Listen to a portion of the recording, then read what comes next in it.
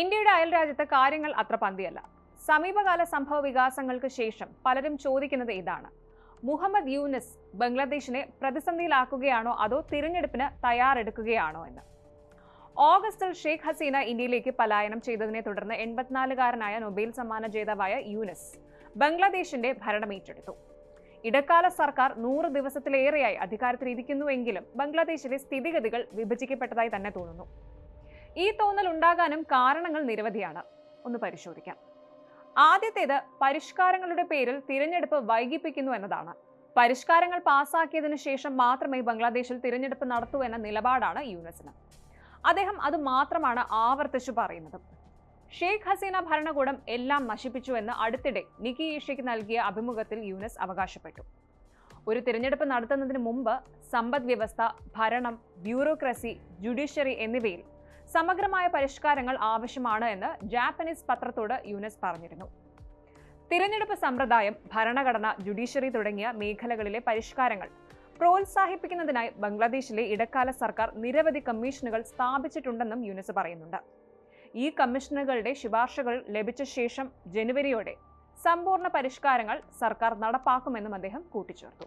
കൂടാതെ അടിത്തറ ഉൾപ്പെടെ പാകി ഒരു പുതിയ ബംഗ്ലാദേശിനെ നിർമ്മിക്കുകയാണെന്നും അതുകൊണ്ട് തന്നെ ഈ പരിഷ്കാരങ്ങൾ നടപ്പിലാക്കാൻ സമയമെടുക്കുമെന്നും യൂനിസ് പറയുന്നുണ്ട്. അതേസമയം തിരഞ്ഞെടുപ്പിൽ മത്സരിക്കുന്നതിൽ നിന്ന് യൂനിസ് സ്വയം ഒഴിവാകുന്നു. താൻ ഒരു രാഷ്ട്രീയക്കാരനല്ല, അതുകൊണ്ട് തന്നെ താൻ ഇപ്പോഴും രാഷ്ട്രീയത്തിൽ നിന്ന് വിട്ടുനിൽക്കുകയാണ് എന്നും വ്യക്തമാക്കി. ഹസീനയുടെ 15 വർഷത്തെ ഭരണത്തിൽ രാജ്യത്തിന്റെ ഭരണഘടന പൂർണ്ണമായും നശിപ്പിക്കപ്പെട്ടു. ജനാധിപത്യം, സാമ്പത്തിക സ്ഥിരത, പൊതുവിശ്വാസം എന്നിവ പുനഃസ്ഥാപിച്ചുകൊണ്ട് അത് പുനർനിർമ്മിക്കുക എന്ന വലിയ ദൗത്യം നിർവഹിക്കുകയാണ് എന്നും അദ്ദേഹം പറയുന്നു. ഹസീന ഭരണത്തിന് കീഴിൽ ജനാധിപത്യ തത്വങ്ങൾ പൂർണ്ണമായും അവഗണിക്കപ്പെട്ടുവെന്നും തുടർച്ചയായി 3 തവണ വോട്ടർ പങ്കാളിത്തം ഇല്ലാതെ വ്യാജ തിരഞ്ഞെടുപ്പുകൾ നടത്തി ഹസീനയും പാർട്ടിയും എതിരില്ലാത്ത വിജയികളായി പ്രഖ്യാപിക്കുകയും ഒരു ഫാസിസ്റ്റ് ഭരണാധികാരിയായി പ്രവർത്തിക്കുകയും ചെയ്തു എന്നും യൂനിസ് പറയുന്നു. വരാനിരിക്കുന്ന തലമുറകൾക്ക് മാതൃകയാകാൻ കഴിയുന്ന ഒരു തിരഞ്ഞെടുപ്പ്, ഇങ്ങനെ ഒരു തിരഞ്ഞെടുപ്പ് സംവിധാനം സ്ഥാപിക്കാനാണ് ലക്ഷ്യമിടുന്നതെന്നും ആവർത്തിച്ചുള്ള വാർഷിക രാഷ്ട്രീയ പ്രതിസന്ധികളിൽ നിന്ന് ബംഗ്ലാദേശിനെ സംരക്ഷിക്കുമെന്നും സമയം ഇനിയും വേണമെന്നും യൂനിസ് കൂട്ടിച്ചേർത്തു. പല കാരണങ്ങൾ കൊണ്ട് ബംഗ്ലാദേശിൽ നിരാശ വർദ്ധിച്ചു വരികയാണ്. ബംഗ്ലാദേശ് കറൻസിയിൽ നിന്ന് മുജീബിന്റെ ചിത്രം നീക്കം ചെയ്യാനുള്ള യൂനിസിന്റെ നീക്കമാണ് അടുത്തത്. വിരോധാഭാസം എന്ന് പറയട്ടെ, രാജ്യത്തിന്റെ സ്ഥാപക പ്രസിഡന്റും സ്ഥാപക പിതാവുമായ ഷെയ്ഖ് മുജീബുർ റഹ്മാന്റെ ചിത്രം ബാങ്ക് നോട്ടുകളിൽ നിന്ന് നീക്കം ചെയ്യാൻ രാജ്യത്തെ സെൻട്രൽ ബാങ്കിന് നിർദ്ദേശം നൽകുമ്പോൾ തിരഞ്ഞെടുപ്പ് നടത്താൻ കഴിയാത്തതിനെക്കുറിച്ചുള്ള യൂനിസിന്റെ വാദങ്ങൾ വരുന്നു.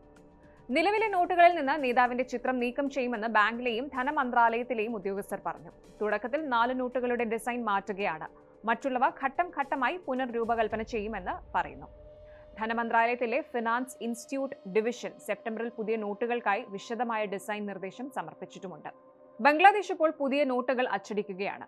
ബംഗ്ലാദേശിലെ ഇടക്കാല സർക്കാരിന്റെ നിർദ്ദേശപ്രകാരമാണ് ബംഗ്ലാദേശ് കറൻസിയായ ബംഗ്ലാദേശി ടാക്കയുടെ 20, 100, 500, 1000 ഡിനോമിനേഷൻസ് അച്ചടിക്കുന്നത് എന്നാണ് സെൻട്രൽ ബാങ്ക് പറയുന്നത്. ഈ പുതിയ നോട്ടുകളിൽ ബംഗബന്ധു ഷെയ്ഖ് മുജ്ബീർ റഹ്മാന്റെ ചിത്രം ഉൾപ്പെട്ടിട്ടില്ല എന്നും റിപ്പോർട്ട്. ശരിക്കും മതപരമായ ഘടനകൾ, ബംഗാളി പാരമ്പര്യത്തിന്റെ ഘടകങ്ങൾ, സമീപകാല കലാപത്തിൽ നിന്നുള്ള ചുവരെഴുത്തുകൾ എന്നിവ ഉൾപ്പെടുന്ന പുതിയ നോട്ടുകൾ മുജീബുർ റഹ്മാനെ പ്രാധാന്യത്തോടെ അവതരിപ്പിച്ച മുൻകാല ഡിസൈനുകളിൽ നിന്ന് ഗണ്യമായ വ്യതിചലനത്തെ അടയാളപ്പെടുത്തുന്നു എന്നത് തീർച്ച. എന്നാൽ അദ്ദേഹത്തിന്റെ പാരമ്പര്യത്തെയും രാജ്യത്തിന്റെ സ്വാതന്ത്ര്യത്തിലേക്ക് നയിച്ച പ്രസ്ഥാനത്തെയും നിസ്സാരവൽക്കരിക്കാനുള്ള ഇടക്കാല സർക്കാരിന്റെ ശ്രമങ്ങളുടെ ഭാഗമായാണ് എന്നാണ് വിമർശകർ ഈ മാറ്റത്തെ വീക്ഷിക്കുന്നത്.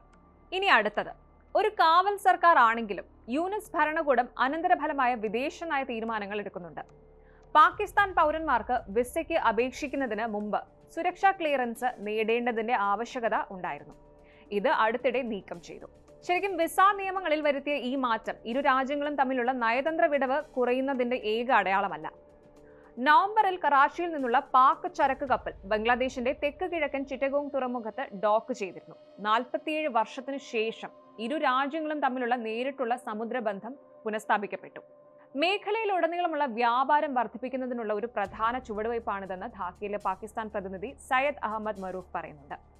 മാത്രമല്ല, ഇരുവശങ്ങളിലുമുള്ള ബിസിനസ്സുകൾക്ക് പുതിയ അവസരങ്ങൾ പ്രോത്സാഹിപ്പിക്കുമെന്നും അദ്ദേഹം കൂട്ടിച്ചേർത്തു. സെപ്റ്റംബറിൽ ബംഗ്ലാദേശ് പാകിസ്ഥാൻ ഉൽപ്പന്നങ്ങളുടെ ഇറക്കുമതി നിയന്ത്രണങ്ങൾ നീക്കി.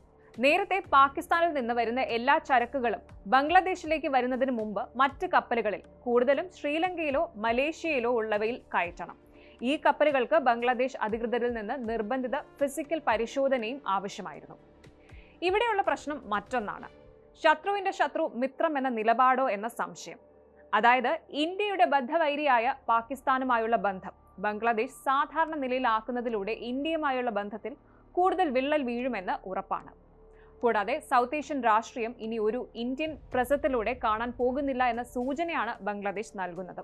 അതുപോലെ ബംഗ്ലാദേശിലെ ഇന്റർനാഷണൽ ക്രൈം ട്രൈബ്യൂണലിൽ ഹസീനയുടെ വിചാരണ പൂർത്തിയായാൽ ഇന്ത്യ ഹസീനയെ കൈമാറണമെന്ന് ആവശ്യപ്പെട്ടുകൊണ്ട് യൂനസും ന്യൂഡൽഹിയുമായുള്ള ധാക്കയുടെ തർക്കം ഇപ്പോഴും നിലനിൽക്കുന്നുണ്ട്.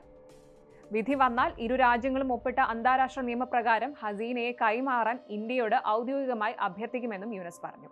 അങ്ങനെ ഒരു സാഹചര്യത്തിൽ മനസ്സില്ലാ മനസ്സോടെ ആണെങ്കിലും ഇന്ത്യ അതനുസരിക്കാൻ ബാധ്യസ്ഥരായിരിക്കും. ഇതുകൂടാതെ ഇന്ത്യയെ ചൊടിപ്പിക്കുന്ന അടുത്ത പ്രസ്താവനയും ഹിന്ദുക്കളുടെ സുരക്ഷയെക്കുറിച്ചുള്ള ഇന്ത്യൻ ഗവൺമെന്റിന്റെ ആശങ്കകൾ പ്രചാരണം ആണെന്നതിനാൽ വസ്തുതകളെ അടിസ്ഥാനമാക്കിയുള്ളതല്ല എന്നും അദ്ദേഹം അവകാശപ്പെട്ടു. ബംഗ്ലാദേശിലുടനീളം ഹിന്ദുക്കൾ ആക്രമിക്കപ്പെടുന്നു എന്ന നിരവധി റിപ്പോർട്ടുകളുടെ പശ്ചാത്തലത്തിലാണിത് വരുന്നത്. അടുത്തിടെ ധാക്ക വിമാനത്താവളത്തിൽ ബംഗ്ലാദേശ് പതാകയോട് അനാദരവ് കാട്ടിയെന്ന് ആരോപിച്ച് ഹിന്ദു സന്യാസി ചിന്മോയ് കൃഷ്ണദാസിന്റെ അറസ്റ്റോടെ സ്ഥിതി കൂടുതൽ വഷളായി. ബംഗ്ലാദേശിന്റെ സമ്പദ് വ്യവസ്ഥ തുടർച്ചയായി തകർന്നുകൊണ്ടിരിക്കുമ്പോഴാണ് ഇതെല്ലാം സംഭവിക്കുന്നത്. രസകരമെന്ന് പറയട്ടെ, ഏഷ്യയിലെ ധാക്കയുടെ ഏറ്റവും വലിയ കയറ്റുമതി കേന്ദ്രമാണ് ന്യൂഡൽഹി.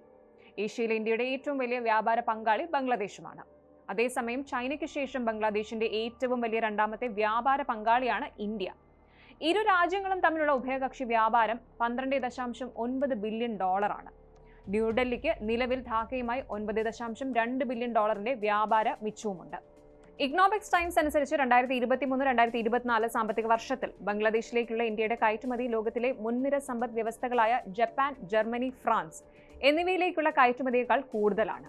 ഒക്കെ സൂചിപ്പിക്കുന്നത് ഒരു സ്ഥിരതയില്ലാത്ത സാഹചര്യമാണ്. ഓഗസ്റ്റിൽ ഹസീന രാജ്യം വിട്ടതിനെ തുടർന്ന് അതിർത്തിയിൽ ചരക്ക് ട്രക്കുകൾ നിർത്തിയതായും വിദേശ നാണ്യത്തിന്റെ കുറവ് കാരണം കയറ്റുമതിക്കാർ തടസ്സം നേരിടുന്നതായി പരാതികൾ ഉണ്ടായിരുന്നു. സാധ്യതയുള്ള സ്വതന്ത്ര വ്യാപാര കരാറിനെക്കുറിച്ചുള്ള ചർച്ചകളും അപകടത്തിലായി. എന്തായാലും ഇപ്പോൾ കാര്യങ്ങൾ കൂടുതൽ വഷളായി. രത്നങ്ങളുടെയും ആഭരണങ്ങളുടെയും അതുപോലെ അനുകരണ ആഭരണങ്ങൾ, എഞ്ചിനീയറിംഗ് സാധനങ്ങൾ എന്നിവയുടെ കയറ്റുമതി സ്തംഭിച്ചിരിക്കുകയാണെന്നും അസംസ്കൃത പരുത്തി, കോട്ടൺ നൂല്, തുണിത്തരങ്ങൾ എന്നിവ വാങ്ങുന്നവർ പ്രാദേശിക കറൻസിയിൽ പണം അടയ്ക്കുന്നുണ്ടെങ്കിലും അയക്കുന്നവർക്ക് പേയ്മെന്റ് ലഭിക്കുന്നതിൽ കാലതാമസം നേരിടുന്നുണ്ടെന്നും റിപ്പോർട്ടുണ്ട്. US കറൻസിയുടെ ക്ഷാമം കാരണം ടാക്കയെ ഡോളറാക്കി മാറ്റാൻ ബാങ്കുകൾക്കും ബുദ്ധിമുട്ടാണ്. ഇത് പേയ്മെന്റ് കാലതാമസത്തിന് കാരണമാകുന്നു. അപ്പോൾ യൂനസ് എന്ത് ചെയ്യും? ഏത് വഴി തിരഞ്ഞെടുക്കും? ഏത് വഴിയിലൂടെയായിരിക്കും സഞ്ചരിക്കുന്നത്? എല്ലാം കണ്ടറിയേണ്ടിയിരിക്കുന്നു.